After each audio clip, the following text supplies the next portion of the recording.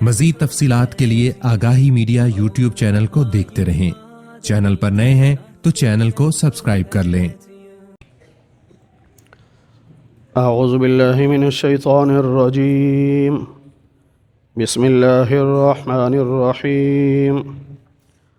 الف لام میم، تلک آیات الکتاب الحکیم، ہدی ورحمۃ للمحسنین۔ صدق اللہ العظیم۔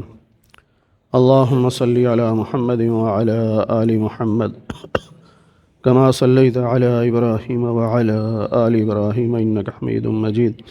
اللهم بارك على محمد وعلى آل محمد كما باركت على إبراهيم وعلى آل إبراهيم إنك حميد مجيد۔ 21ویں پارے کا 10واں رکوع سورہ لقمان کا آغاز ہو رہا ہے۔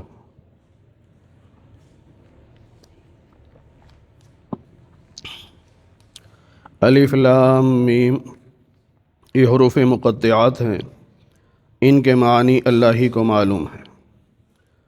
ایمان لانا ضروری ہے کہ یہ اللہ کا کلام ہے، اللہ کی طرف سے نازل ہوا۔ تلک آیات الکتاب الحکیم، یہ آیات ہیں حکمت والی کتاب کی۔ قرآن کریم کا ایک نام کتاب الحکیم بھی ہے، حکمت والی کتاب، جس میں عقل مندی کی باتیں ہیں، دانائی کی باتیں ہیں۔ اور ایک معنی کتاب الحکیم کا یہ بھی ہے کہ جس میں آیات محکمات ہیں، کیونکہ زیادہ تعداد آیات محکمات کی ہے، متشابہات جو ہیں، متشابہ آیات جو ہیں وہ کم ہیں۔ ہدی ورحمۃ للمحسنین، یہ قرآن مجید ہدایت ہے اور رحمت ہے نیک لوگوں کے لیے جو نیکی کرنے والے ہیں۔ نیکی کرنے والے کون؟ الذین یقیمون الصلاۃ، جو نماز کو سنت کے مطابق پڑھتے ہیں، ویؤتون الزکوٰۃ، زکوٰۃ ادا کرتے ہیں، اور آخرت پر یقین رکھتے ہیں۔ یہ لوگ ہیں جو اپنے رب کی طرف سے ہدایت پر ہیں۔ ایک تو اللہ نے یہ بتا دیا کہ یہ ہدایت یافتہ لوگ ہیں، اور دوسری بات یہ ہے کہ یہ بتا دیا کہ ہدایت رب کی طرف سے ملتی ہے، رب نہ چاہے تو ہدایت بھی نہیں مل سکتی۔ وَأُولَئِكَ هُمُ الْمُفْلِحُونَ، اور یہ وہ لوگ ہیں جو کامیاب ہیں، فلاح پانے والے، یعنی جنت میں جانے والے، یہ جنتی لوگ ہیں۔ اور قرآن کریم کے سب سے پہلے مخاطب صحابہ کرام ہیں۔ جہاں بھی ایمان والوں کی صفات کا ذکر ہے وہ اصل میں صحابہ کی صفات کا ذکر ہے۔ تو یہ صحابہ کی صفات ہیں کہ نماز قائم کرنے والے، زکوٰۃ دینے والے، آخرت پر یقین رکھنے والے، ہدایت یافتہ اور کامیاب لوگ۔ وَمِنَ النَّاسِ مَن يَشْتَرِي لَهْوَ الْحَدِيثِ، لوگوں میں سے بعض ایسے ہیں جو فضول قسم کی چیزیں خرید کر لاتے ہیں، فضول قسم کی چیزیں خرید کر لاتے ہیں تاکہ ان کے ذریعے سے لوگوں کو اللہ کے راستے سے روک سکیں، یعنی دین اسلام سے روک سکیں، اور دین اسلام کا مذاق بھی اڑاتے ہیں۔ ان لوگوں کے لیے ذلت والا عذاب ہے۔ یہ مکہ میں ایک سردار تھا جو بڑا کاروباری آدمی تھا، نضر بن حارث۔ وہ کچھ کتابیں خرید کے لایا جس میں پہلے بادشاہوں کے قصے کہانیاں تھیں۔ اس نے آ کے مکہ والوں سے کہا کہ تم محمد کی بات نہ ماننا صلی اللہ علیہ وسلم، کیونکہ وہ تمہیں نماز روزے کی بات کہتے ہیں، تمہیں قرآن سناتے ہیں، تم ان کی بات نہ سننا، تم میرے پاس آ جایا کرو، میں تمہیں پہلے بادشاہوں کے قصے سنایا کروں گا۔ تو باقاعدہ کتابیں خرید کر لایا تاکہ لوگوں کو دین اسلام سے روک سکے۔ اور ایک روایت میں یہ ہے کہ ایک باندی خرید کے لایا جو گلوکارہ تھی، گانے گاتی تھی، اور لوگوں سے کہا کہ مکہ والو، تمہیں محمد صلی اللہ علیہ وسلم قرآن سناتے ہیں، تم ان کے پاس نہ جایا کرو بلکہ میرے پاس آ جایا کرو، میری یہ باندی تمہیں گانے سنایا کرے گی۔ تو اللہ فرماتے ہیں جنہوں نے فضول چیزیں خریدی اور مقصد کیا تھا کہ لوگوں کو اسلام سے روکیں۔ کھیل تماشے کی بہت ساری چیزیں ایسی ہیں جو ناجائز ہیں، حرام ہیں، اور بعض گیم ایسی ہیں کہ بذات خود اس کا کھیلنا جائز ہے، پابندی نہیں، لیکن اس پر جو لوگ جوا لگا لیتے ہیں یا شرط لگا لیتے ہیں، یہ غلط ہے۔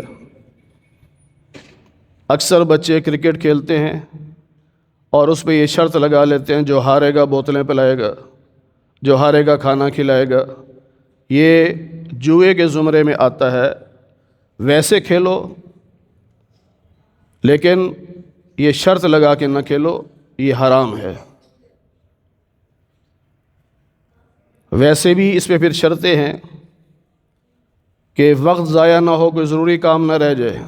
کھیل میں مشغول ہو کر کوئی ضروری کام رہ جائے تو ایسا کھیل پھر جائز نہیں ہوتا۔ یہ نہیں ہے کہ کرکٹ میں اتنے مشغول ہو جاؤ کہ نماز ہی نہ پڑھو، نماز کا وقت گزر جائے۔ تو اس طرح کے کھیل جن میں دین کا نقصان ہو رہا ہو یا کسی ضروری کام کا نقصان ہو رہا ہو تو بے شک آپ نے جوا نہیں لگایا، تب بھی وہ جائز نہیں ہے۔ اور اگر جوا لگا ہوا ہو، شرط لگی ہو، تو پھر تو بالکل یہ حرام ہے، تو اس کو نہیں کھیلنا چاہیے۔ اللہ فرماتے ہیں کہ ان لوگوں کا حال یہ ہے کہ جب ان پر ہماری آیات کی تلاوت کی جاتی ہے تو یہ منہ پھیر لیتے ہیں، تکبر کرتے ہیں، اور ایسے ہو جاتے ہیں گویا ہماری بات سنی نہیں، یا ایسے ہو جاتے ہیں جیسے کانوں میں ڈانٹیں پڑی ہوئی ہیں کہ ان تک آواز ہی کوئی نہیں گئی۔ ان کو خوشخبری سنا دو کہ تمہارے لیے دردناک عذاب ہے۔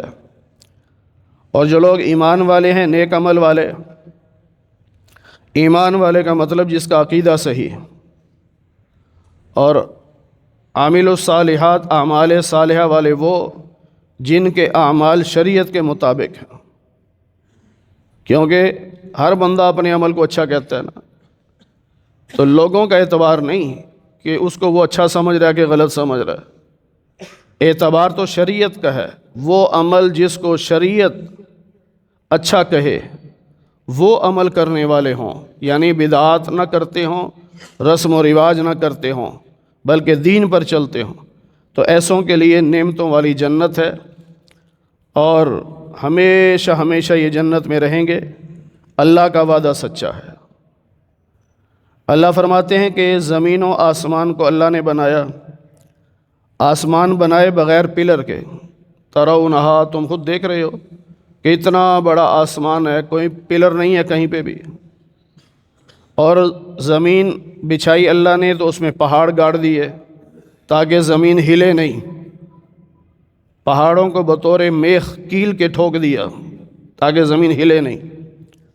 پھر اس میں اللہ نے کتنے جاندار پھیلا دیے، آج کل 8 ارب کے قریب تو انسان ہیں، پھر جانور دیکھو کتنے ہوں گے، چرند پرند درند کتنے ہوں گے، تو یہ سارے جاندار ہیں۔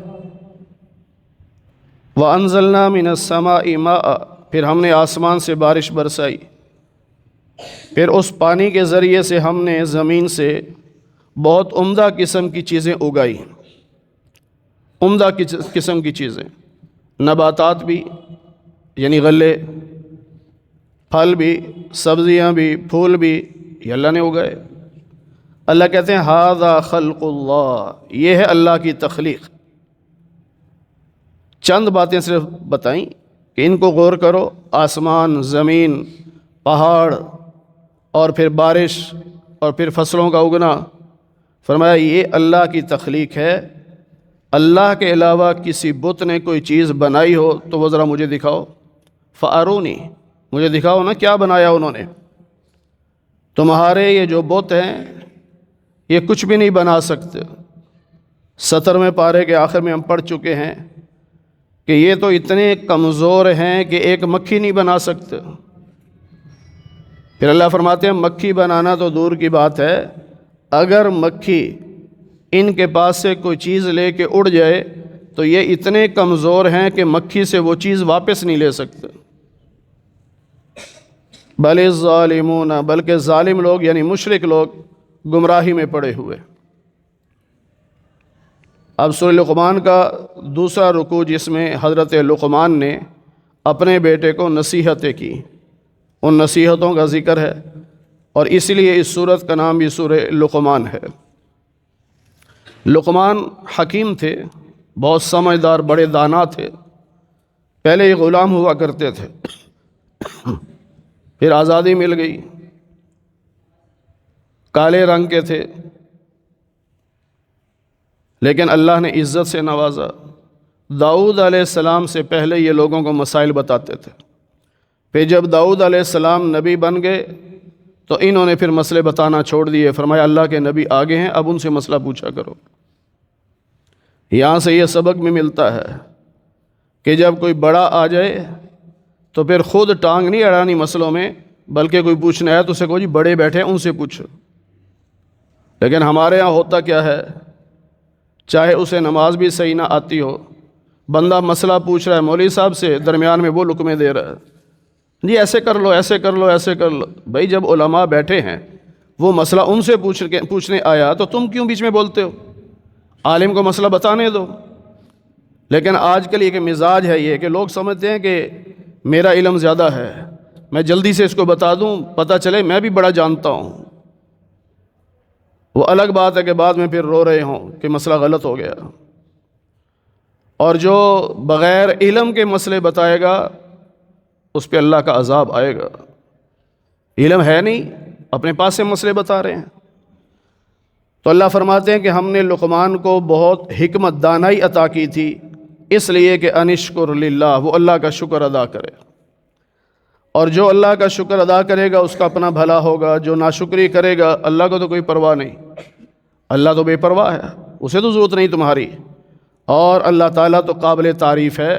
تمہاری تعریف نہ کرنے سے یا تمہارے شکر ادا نہ کرنے سے اللہ کا تو کوئی نقصان نہیں۔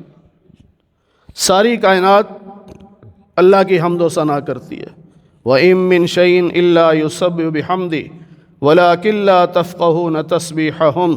15ویں پارے میں ہم پڑھ چکے ہیں کہ کائنات کی ہر چیز اللہ کی تسبیح بیان کرتی ہے، اگرچہ تمہیں وہ سمجھ نہیں آ سکتی۔ یہ دیواریں بھی اللہ کا ذکر کر رہی ہیں،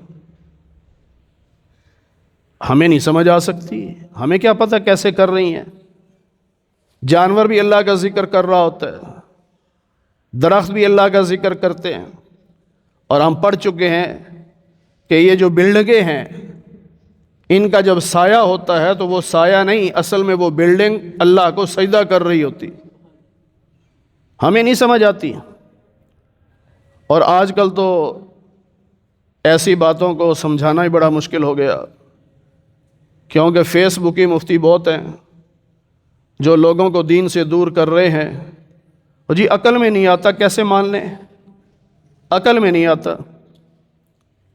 ابھی ایک وہ ہے سرگودا کا بندیالوی جو مماتی ہے، یزیدی ہے، ناسبی ہے، پکا ٹھکا۔ مولانا طارق جمیل صاحب نے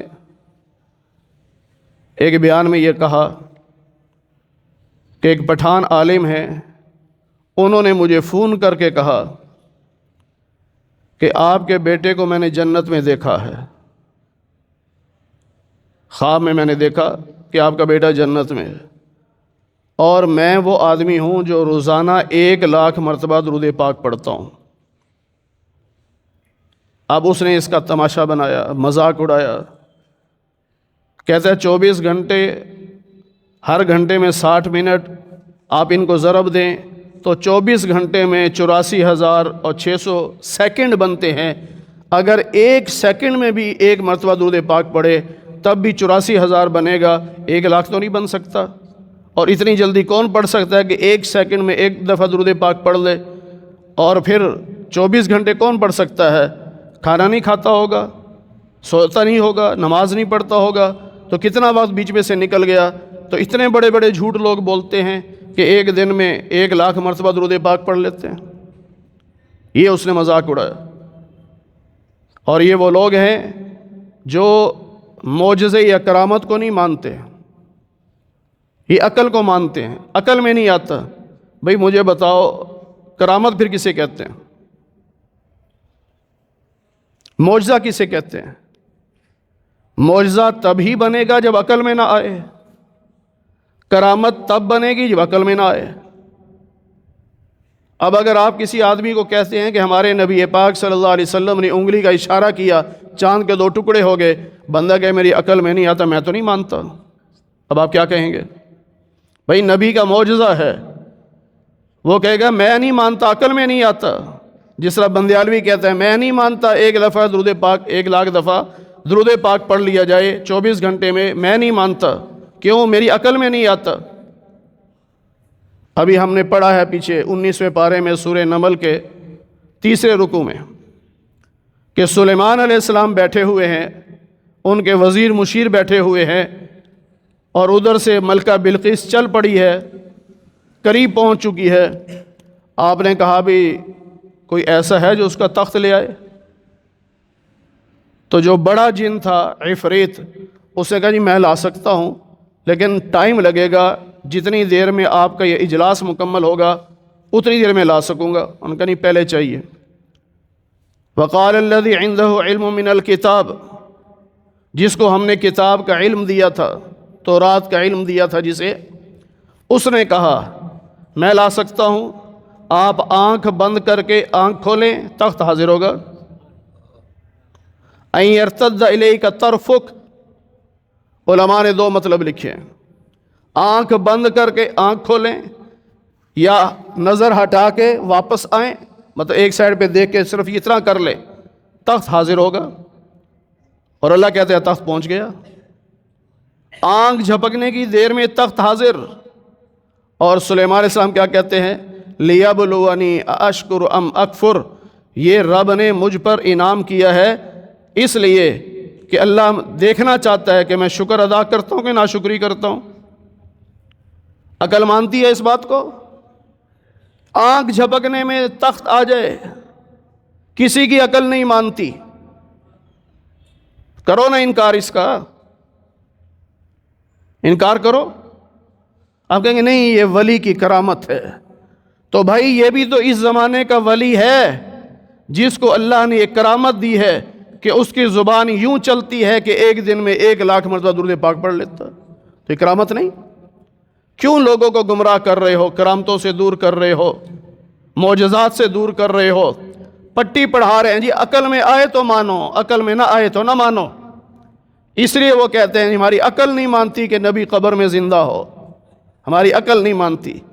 تم نے عقل کا کلمہ پڑھا ہے، تمہیں مبارک ہو، ہم نے محمد عربی کا کلمہ پڑھا ہے، ہمیں یہ کلمہ مبارک ہو۔ جو اللہ نے کہہ دیا، اللہ کے نبی نے بتا دیا، ہم آنکھیں بند کر کے مانتے ہیں۔ کیوں؟ ہماری عقل وہاں پہنچ ہی نہیں سکتی جہاں نبی نے بتایا۔ تو یہ جو لوگ کہہ دیتے ہیں جی عقل نہیں مانتی، عقل نہیں مانتی، ان لوگوں کے چکر میں نہ پڑیں۔ یہ کرامت ہے کہ ایک دن میں 1,00,000 بار درود پاک پڑھ لے۔ بے شک آپ کیلکولیٹر لے کے بیٹھ جاؤ، آپ کہیں گے جی عقل نہیں مانتی، لیکن کرامت کہتے ہی اسے ہیں جس کو عقل نہ مانے۔ اگر آپ سے کوئی بات یہ کرے تو آپ اس سے کہیں کہ سلیمان علیہ السلام کے پاس جو تخت آ گیا تھا آنکھ جھپکنے کی دیر میں، بتاؤ عقل مانتی ہے؟ تو کہے گا نہیں مانتی عقل۔ ان کے قرآن میں وہ یہ باتیں ہیں جو عقل میں نہیں آتی۔ اللہ بیان کر رہا ہے نا، کوئی اور تو نہیں کر رہا۔ کوئی مولوی بیان کرتا تو تم فتوے لگاتے، تم کہتے نہیں ہم نہیں مانتے، عقل نہیں مانتی۔ لیکن یہ رب نے قرآن میں بیان کر دیا ہے کہ آنکھ جھپکنے کی دیر میں بلقیس کا تخت سلیمان کے سامنے تھا علیہ الصلاۃ والسلام۔ تو اللہ فرماتے ہیں جو ناشکری کرے گا، اللہ تو بے پرواہ، اللہ کو تو ضرورت نہیں تمہاری۔ اس پہ جو بعد میں کرنے لگا تھا بات کہیں اور نکل گئی۔ مولانا احمد علی لاہوری رحمۃ اللہ علیہ صاحب کشف بزرگ تھے۔ اب لوگوں کو پتہ ہی نہیں، کیونکہ تصوف کا پتہ کوئی نہیں، وہ صرف ظاہر کو مانتے ہیں، انہیں باطن کا کوئی پتہ نہیں کہ تصوف کیا چیز ہے، اور یہ کیا کشف ہوتا ہے۔ اب کشف کا بھی انکار ہو گیا۔ خیر، حضرت لاہوری رحمۃ اللہ علیہ سندھ کے ایک علاقے میں اپنے مرید کے ہاں گئے۔ رات کو اپنے کمرے میں جو مہمان خانہ تھا وہاں ٹھہرے۔ صبح میزبان سے پوچھا کہ یہ جو سامنے والی دیوار ہے یہ نئی بنی ہے؟ اس سے کہا نئی تو نہیں، کافی عرصہ ہو گیا. فرمایا نہیں، کوئی اللہ کا ولی یہاں آیا تھا، اس وقت یہ دیوار نہیں تھی، اس کے بعد یہ دیوار بنی. ہاں یہ بات ضرور ہے جی، ایک بزرگ آئے تھے یہاں، وہ رات ٹھہرے تھے، اس کے بعد یہ دیوار بنی تھی، پہلے نہیں تھی. فرمایا ہاں تبھی تو میں سوچ رہا تھا اللہ والے کے یہاں ٹھہرنے کی یہ برکت تھی کہ یہ 3 دیواریں ساری رات اللہ کا ذکر کر رہی تھیں، یہ نہیں کر رہی تھی. تو مجھے شک تھا کہ جو اللہ والا یہاں آیا تھا اس وقت یہ دیوار نہیں تھی. اس سے کیا پتہ چلا؟ کشف، اللہ دکھاتا ہے اپنے بندوں کو، پردے ہٹا دیتا ہے. اور دوسری چیز، دیواریں بھی ذکر کرتی ہیں.